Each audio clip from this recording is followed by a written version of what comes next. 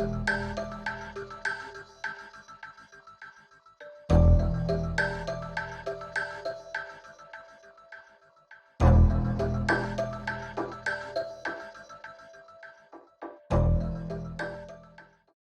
Chingu. I am Herman Aguinis from the George Washington University, and I am absolutely delighted to join the Korean Business Administration Conference this year. Frankly, I wish I could be there in person, but I am here in spirit and fully participating in this wonderful conference, gathering so many scholars in business administration from throughout Korean universities. Let me share my screen with you, because today I would like to talk about how to define, measure, and enhance the impact of K entrepreneurship and K management research. First of all, a brief preview of my research philosophy and interests, some of the challenges that we address in our research, and today's presentation, how can we learn about what is impact, how to define impact, how to measure impact, and how to enhance impact. So first of all, our research is about solving problems. How do we address important societal challenges with our rigorous research using multiple methods and multiple theories? Because to solve important societal challenges, we have to use multiple methods and multiple theories. I have two main research domains. One is talent management, leadership, and people analytics. This is what's called behavioral science. And the main question is, how can we turn talent into a source of sustainable competitive advantage? And at the same time, improve employee well-being. Because this is not just about making money for the organizations, it's also about how to enhance employee well-being. So what we're trying to do is both enhance well-being and improve firm performance. And the second topic is research methods, business intelligence, and analytics, what we usually refer to as data science. How can we improve the methods that we use? If we think about very established fields like astronomy or physics, they use the Hubble telescope. They use particle accelerators. In biology, they use the microscope. These very established fields have very, very good ways, very good methods for measuring. But in business administration, we use databases, we use interviews. So there's a lot of work to be done in our field to make sure that we can create reliable, rigorous research, and we need to improve our methods. So our goal, and I say our because of course, my research is done with my colleagues and doctoral students, is to reach out and to have impact on a broader readership, on a broader audience. And to do so, we write papers, we write articles in journals, but as we know, practitioners, leaders, managers, policymakers do not read journal articles, but they might read books. So these are some of the books that I wrote. As you can see, some of them have been translated into Chinese and also Arabic. I would like to point to the one on the left corner there, left bottom corner, Performance Manager for Dummies. If you're familiar with the Dummies series, these are books that are translational books. They are aimed at practitioners, very non-technical, very user-friendly books. So some of the research questions. How can we lead teams and individuals within the context of changes in the nature of work? We know that we're working virtually. This is a very good example. I am talking to you from Washington, D.C. How can we manage people who are not in the office anymore? How can we improve the talent pool of the organization? How can we make sure that differences are taken into account, that we embrace diversity, that we improve creativity, that we improve innovation, that we combine theories from different fields to address the important issues in our time? These are some of the questions that we try to answer with our research. And now for the feature presentation, what do we know about impact?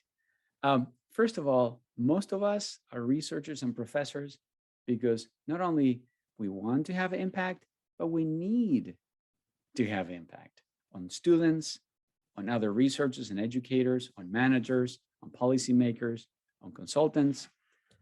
So there's an obsession almost with the impact of our work. We measure the impact based on citations.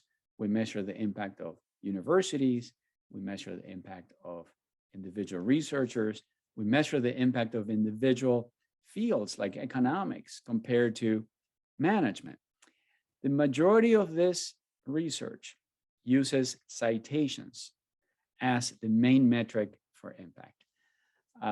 We're looking for this thing. We're looking for impact. Everyone is going after it. Like Indiana Jones is looking for impact, looking for the Holy Grail. What is impact? Everybody wants it. Everybody's trying to get it, but we don't really know what it is. And we don't really know how to measure it. So what we do is we typically use citations.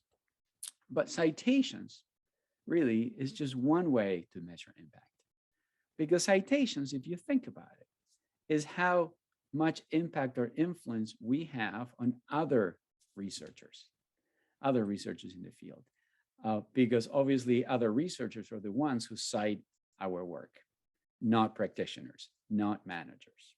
So the use of citations means that we have a single stakeholder, other academics, who are being influenced by our work.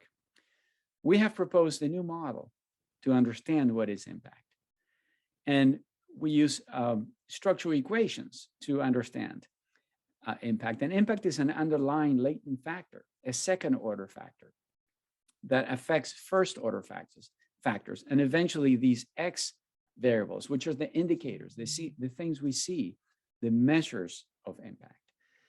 So the way we'll look at that is each of these circles, the ADAs, are stakeholders. They could be students, they could be practitioners, they could be policymakers, different groups of people that we are trying to influence. And we need to collect data or measures to understand to what extent we have impact on each of these different stakeholders. For example, we might have an interest in affecting other academics, sure. And if you do that, we would measure citations, we would measure the I-10 index or the H index, use many other different measures of impact on other professors, other researchers. But if we want to have a measure of impact on other stakeholders, for example, on society, on policymakers, we will need to have different indicators of impact. For example, we can count how many times judges refer to our research, or we might want to understand the extent to which our research is cited by the media. That might be an impact on society in general. So what we need to do is adopt, I'm going to go back to that slide, adopt what we call a multi-stakeholder and multiple measure model of impact, where we have different stakeholders and different measures for each. And the fact that we have impact on one type of stakeholder does not mean that we have impact on other types of stakeholders. The nice thing about this model is that we can adjust the amount of indicators for each stakeholder. We can add more measures to each of the categories. We can also add more categories. We can add more stakeholders. And also we can have an overall score of impact based on the sum of the impacts on the different stakeholders. And we can use different weights. For example, maybe a junior assistant professor might want to give more weight to impact on other researchers and theory, because that's a focus of that person. And a more senior professor might want to give more impact to external stakeholders. So if you think about, let's say, 100 points for impact across the board, you will get maybe 50 points or 60 points to external stakeholders and only 25% to other researchers and 25% to other stakeholders. And 50% or 60% would be points allocated to external stakeholders, because that is the goal of that senior person at that point in their career. So the advantage of this model is that it makes us think, who is it that we are trying to influence and why? Are we trying to influence students? Are we trying to influence other researchers? Are we trying to influence managers, policymakers? Who are we trying to influence? And we have different ways of measuring the different kinds of impact. And the model also means that we can change our own way of looking at impact over time. For example, when I was a more junior scholar, I was more interested in influencing other scholars. And then later on, I became more interested in influencing students and also influencing policymakers. So what can we do to enhance the impact of our research? It starts with quality. We have to produce high quality research because that is the beginning.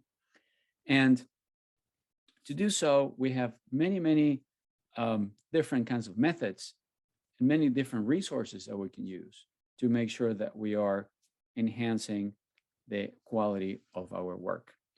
And we have produced many papers on this. And these are available on my website at hermanaguinis.com. And for example, that first paper published in the Journal of International Business Studies talks about the complexity of international business. And that paper says that international business research is not that different from business and strategy, from business and organizational behavior, and from business and entrepreneurship. Because many theories in entrepreneurship originated in other fields that are not entrepreneurship. They originated in organizational behavior, they originated in strategy. So what that paper argues is that we need to think about commonalities across fields. What do all these fields have in common, as opposed to why the fields are different from each other?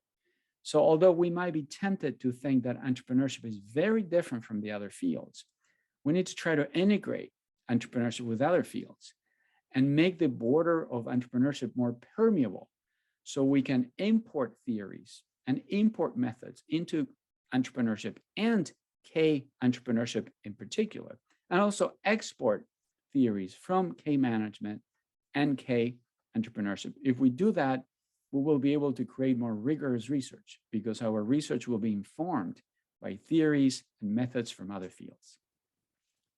The second paper by Van Eyde-King et al., published in Journal of Applied Psychology, is about interaction effects. Interaction effects are critical in K-management and K-entrepreneurship. An interaction exists when the effect of one variable on a second variable depends on the value of a third variable. So the relationship between A and B depends on whether C is high or low. And that is absolutely critical. For example, if you think about the impact of entrepreneurial orientation on entrepreneurial performance, that depends on the context. It depends on the industry. It depends on funding. Even if the person is very high on entrepreneurial orientation, the impact of entrepreneurial performance will not be very strong if there's no funding behind the entrepreneur. So that paper describes methods to measure and estimate interaction effects more precisely. The third paper is on Mechanical Turk. Probably you have heard about MTurk, Mechanical Turk. It's a way to conduct research online. Instead of doing a survey where you mail or you email the survey to participants, you can recruit through Mechanical Turk online participants who are entrepreneurs from all over the world, and very quickly get a very large sample for your study.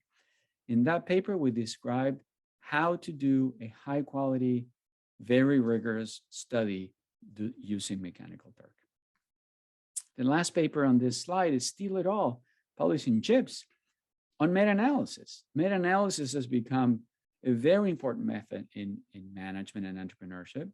And the goal of meta-analysis is to synthesize data from different papers that have studied the same thing into one big analysis. And the meta-analysis allows us to understand what is the overall effect of or relationship across all these studies, and also why the study changes from one paper to another. Meta-analysis is a very powerful technique to consolidate and put together a large amount of data that might be contradictory or confusing.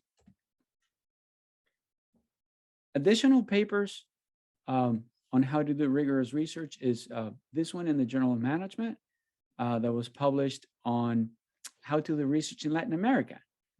The second one is in JIPS, how to improve on the limitations of papers. So in that paper in 22, we did an analysis of the limitations sections of articles. You know, when the author said, oh, I wish I had done this and this, or future research needs to do this and that because my paper was not that strong, was not that good in that regard. We actually gathered all of those limitations and wrote a paper saying, these are the ways through which you can address those limitations. So next time you do a study, you don't have to say you have a limitation. You can actually fix it before you do your study.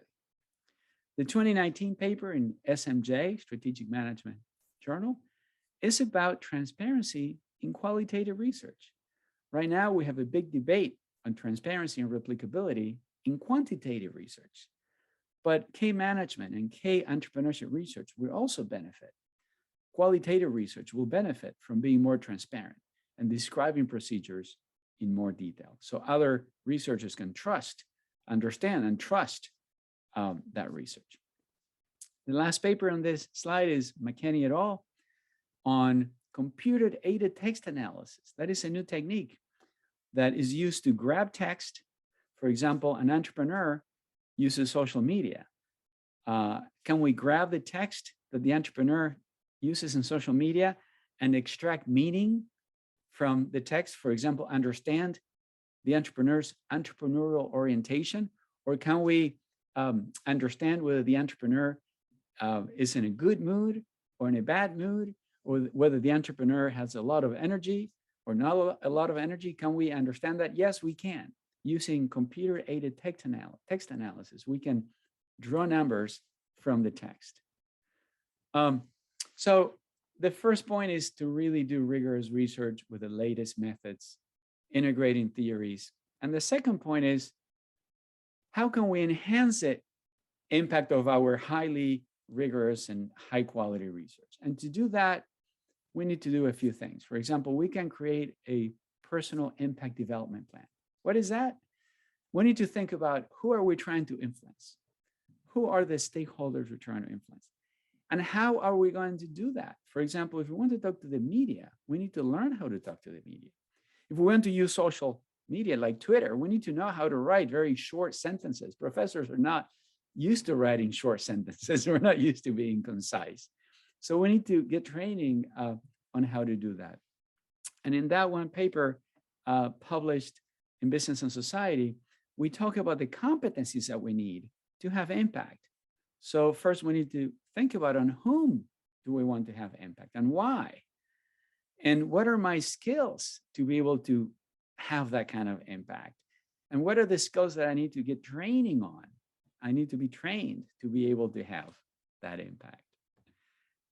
Then, of course, we need to also understand that for us to have impact, we have to have the incentives to have impact. So for example, university administrators, deans, department chairs like myself, I am department chair, heads of professional organizations. As you know, I'm president of the Academy of Management. We need to create systems so we motivate and provide incentives for people to try to enhance their impact and want to enhance their impact.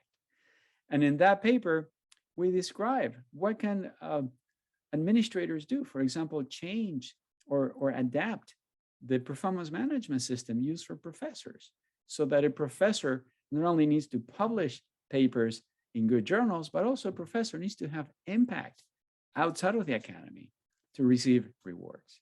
Now, does every project need to have impact outside of the academy? No. Of course, there's room for basic research. But if the vast majority of the research is only basic and doesn't have much application, we're not going to be able to bring K-management and K-entrepreneurship to the level that society will look up to the fields and say, this is a fantastic field, making very important contributions to society. So we need to think about the dual role, the dual goal of doing basic research, but also research that can be applied and will have a positive impact on society. And in that paper, we offer suggestions for deans and department chairs and administrators on how to motivate and create structures so we can all collectively enhance our impact. So the main takeaways for my talk today is, first, an ounce of prevention is worth a pound of cure. When you're doing research, we have to do high quality, rigorous research, because that's the beginning for impact. We have to have good research to have good impact. And we need to think about all the things we have to do before we collect the data. Then we need to make, of course, important theoretical progress, but we also need to think about conducting research with an end in mind. And to do that, we can do a thought experiment. We can think before we do our study. Assume that you finish the study. Assume that you're talking to people about your study. How can you describe the study so you can explain the implications for practice and how your study will be useful for organizations, for society, and for improving the well-being of individuals in organizations? Thank you so much. I wish I could be there in person, but I wish you all the best in the rest of the conference. It's been a pleasure. It's been an honor to share these remarks with you. Feel free to reach out to me and contact me if I can be of help in any way. My email is haguinis@gwu.edu. Thank you so much. Take care.